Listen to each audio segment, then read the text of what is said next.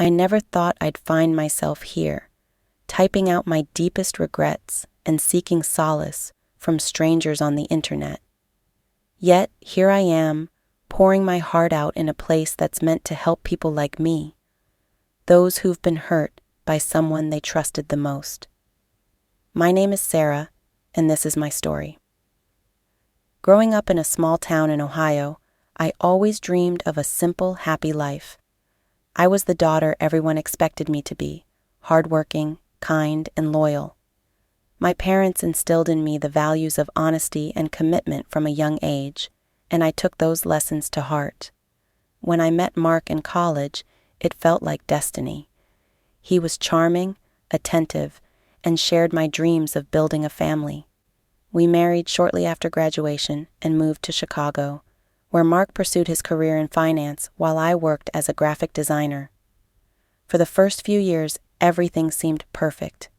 We had a beautiful home, steady jobs, and a social circle that adored us.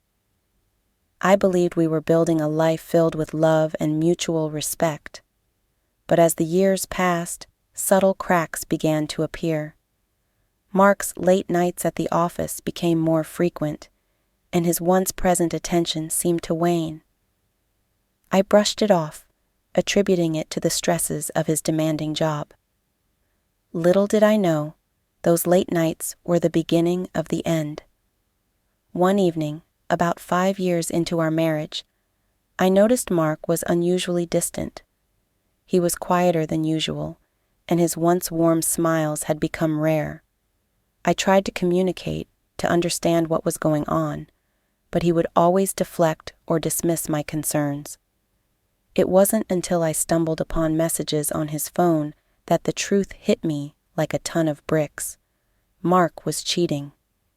The person he was seeing was someone he met through a work trip, someone he deemed insignificant enough to hide from me. The revelation shattered me. I felt a whirlwind of emotions: anger, betrayal, confusion. How could the man I loved and trusted so deeply be capable of such deceit? I confronted him, hoping for an explanation, but all I received was cold indifference. He admitted to the affair, but insisted that it meant nothing, that it was just a mistake in a moment of weakness. But how could a mistake lead to years of lies and broken promises? In the days that followed, I withdrew into myself. The vibrant, loving woman who once thrived in our relationship seemed to disappear overnight. I questioned everything: my worth, my judgment, my ability to trust. Friends and family rallied around me, offering support and understanding, but the pain was something I had to grapple with on my own. As time went on, I tried to rebuild our marriage. Counseling sessions, heartfelt conversations, and promises to change became the norm. Mark seemed sincere, and for a while, it felt like we were healing. But old habits die hard, and slowly, the distance crept back in. Another affair, another lie. This time, it was worse. He was involved with multiple women, each relationship more reckless than the last. The cycle of deceit was exhausting, and I found myself drowning in a sea of betrayal. I reached a breaking point. The love I once felt was buried beneath layers of hurt and resentment. I realized that staying in the marriage was only prolonging my own suffering. With a heavy heart, I decided to leave. The process was arduous: legal battles, financial strain, and the emotional toll of dismantling what we had built together. But freedom felt like a lifeline, a chance to reclaim my life and rediscover who I was outside of Mark's shadow. Living alone in Chicago has been both liberating and terrifying. I've thrown myself into my work, rediscovering passions I had long neglected. I've reconnected with friends, formed new relationships, and even started dating again. But the scars of my past linger. Trust doesn't come easily, and the fear of being hurt again is a constant companion. I find myself questioning every new connection. wondering if I'm setting myself up for another heartbreak. Despite the pain, I've learned valuable lessons about resilience and self-worth. I've realized that I deserve to be loved and respected, and that staying true to myself is paramount. The journey to healing is ongoing, and some days are harder than others. But I refuse to let Mark's actions define me or dictate my future. As I navigate this new chapter, I seek advice and perspectives from those who have walked a similar path.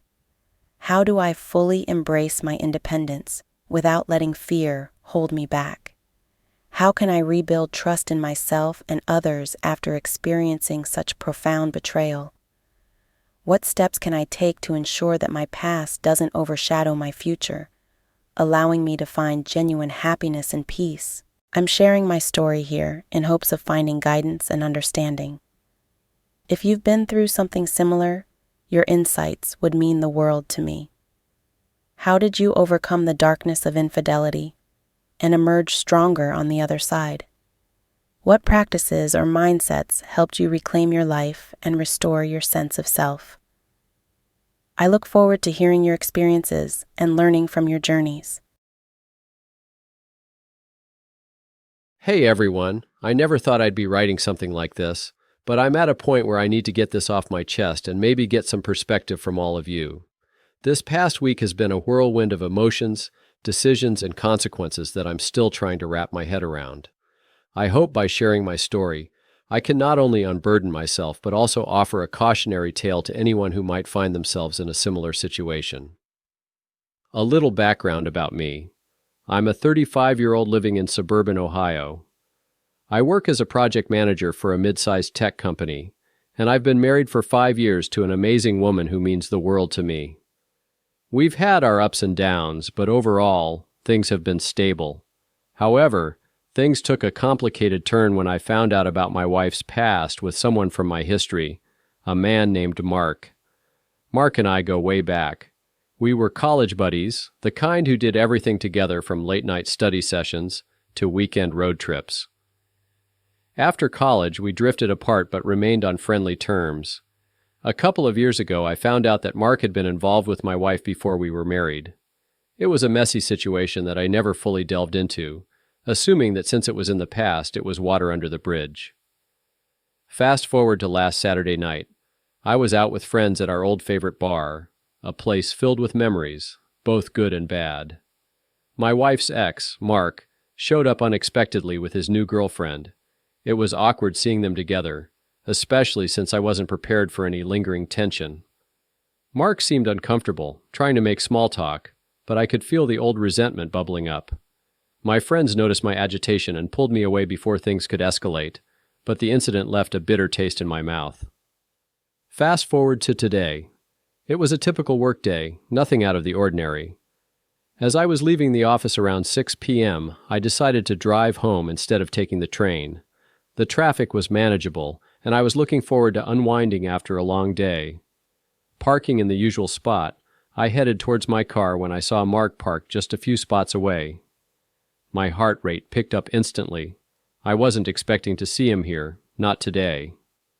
As I approached my car, Mark noticed me and decided to come over. I could see the hesitation in his eyes, the same look he had that night at the bar. Without warning, he got out of his car and started walking towards me, clearly wanting to talk. My first instinct was to avoid any confrontation, but something inside me snapped. I told him to get back in his car and leave, making it clear I had no interest in what he had to say. But Mark didn't take the hint. He stood there, blocking my car, apologizing profusely for whatever had happened between us in the past.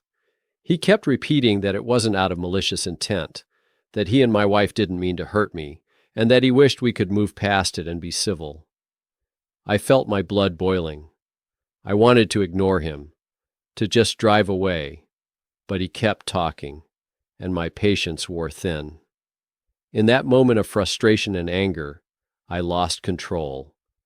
I grabbed him by the shirt, shoved him away, and before I knew it, I punched him. He stumbled and fell to the ground, and I could see blood coming from his nose. The adrenaline was coursing through my veins, and all I could think about was finally getting some sense of power over the situation. But as quickly as it came, the rage subsided, leaving me with a heavy sense of regret and fear. I got into my car and drove home, but the aftermath has been anything but calm. I've been replaying the events in my mind nonstop. Initially, I felt a twisted sense of satisfaction for standing up for myself, but that feeling quickly turned to guilt. I hate that I let my emotions take over, and that I hurt someone physically. The reality that this could lead to legal consequences is weighing on me heavily. I spoke with my lawyer today. They advised me that it's unlikely Mark will press charges, but they also emphasize the importance of being prepared in case he does. Moving forward, I've decided to avoid any contact with him and walk away if I ever see him again. This experience has taught me the hard way that walking away is truly not worth the emotional and legal turmoil it brings. I'm sharing this because I don't want anyone else to find themselves in the same predicament. Emotions can get the best of us, especially when old wounds resurface, but losing control can have lasting repercussions that are hard to undo. If you're dealing with lingering anger or unresolved issues from the past, please seek help or find a way to move forward peacefully. So here I am, grappling with my actions and their consequences. I'm trying to make amends where I can and ensure that I don't let anger dictate my actions in the future. Has anyone else been in a situation where they lost control and faced unexpected consequences? How did you handle it, and what did you learn from the experience? I'd really appreciate any advice or insights you can offer.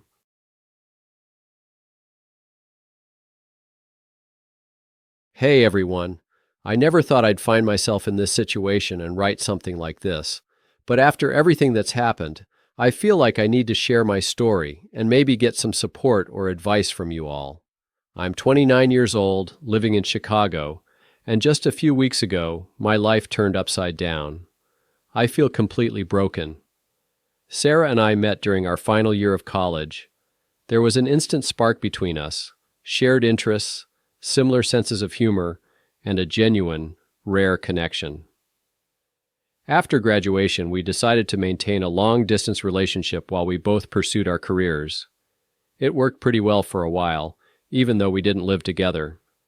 We visited each other on weekends, had late-night calls, and built a strong foundation based on trust and mutual respect. A year into our relationship, Sarah landed an excellent job at a tech company downtown in Chicago. It was a great opportunity for her, and I was incredibly proud of her. We decided it was time to move in together, which brought us even closer. Life was good, until things started to change. About 6 months ago, I began noticing subtle changes in Sarah's behavior. She became more distant, often staying late at work and spending more time on her phone. At first, I dismissed it as the stress of a new job, but the uneasy feeling persisted. There was this coworker, Mike, whom Sarah referred to as a friend from work. Mike didn't live nearby, so he would pick her up and drop her off after work hours. I couldn't shake the feeling that there was more to their relationship. Sarah was always tired and irritable, and she started hiding her phone more than usual. There were moments when her emotional availability would fluctuate dramatically. One minute she was affectionate, and the next she was cold and distant. I tried talking to her about it multiple times, expressing my concerns, but she always denied that anything was wrong.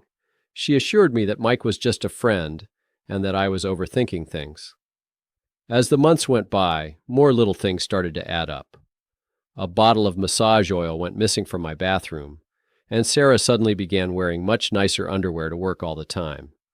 There were random bruises appearing on her back and sides, which she explained as clumsiness at work or minor accidents. However, one night, she told me it was from letting Mike hit her with his belt, something that sounded entirely out of character and deeply troubling. The final straw came when I planned to surprise her on my birthday by staying over at her place. Instead, she asked if she could go out with the girls. I asked her to let me know when she got home safe, but she never did. After a sleepless night filled with anxiety, I called her at 5 a.m., but she just hung up. Feeling restless and desperate for answers, I decided to drive to her house that morning. I parked a short distance away and watched as Sarah and Mike arrived together. They seemed too close for just friends. I saw them enter her house and knew something was wrong. After a few minutes, Mike left, and Sarah quickly texted me wishing me a happy birthday and inviting me over, apologizing for not messaging earlier. My heart sank as I realized the depth of her betrayal. When I walked through the door, she greeted me with a forced smile, wished me happy birthday again, gave me a superficial kiss, and handed me a present along with a card.